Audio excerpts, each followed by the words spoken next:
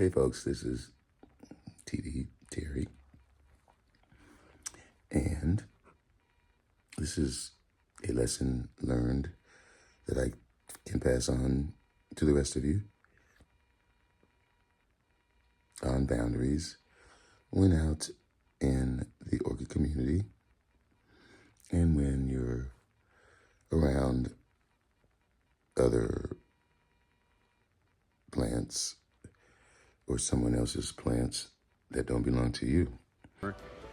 Close and personal with the lights to the orchids and give you the names. So that way, even if you are not able to.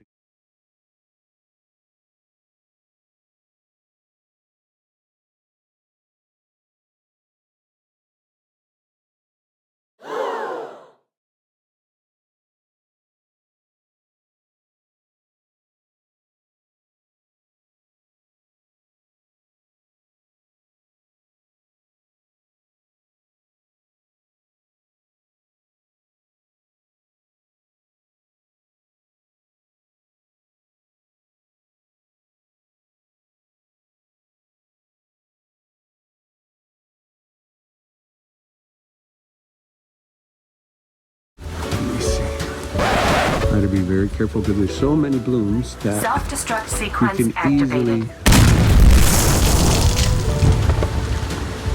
Yeah, it's the same one. And this is, which one is this? Osmantha? Oh, yeah, Osmantha. I think I just bought one of these. Or I want to. How to remain in good favor.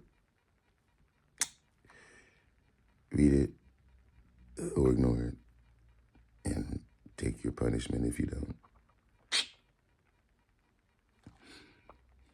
Here, I'll show you. This is water orchids. And this is the name. Auricularia cattleya. Well, I'm not going to say that. Funny, I could say the bigger word. Well, I can't say the other one. Do you want to see that look? This tip may be one of the most important because besides proper etiquette, I think this one will ensure your continued good standing and will ensure your future admit. That also includes, beyond tags, that includes yanking on inflorescence. You know, these are delicate.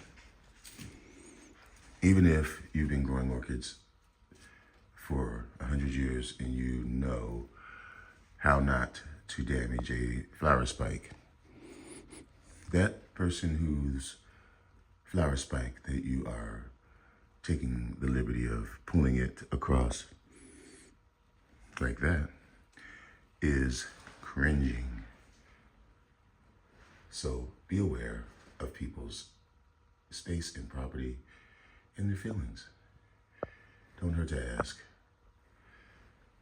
You'll regret it in the end. Thanks for watching. Bye.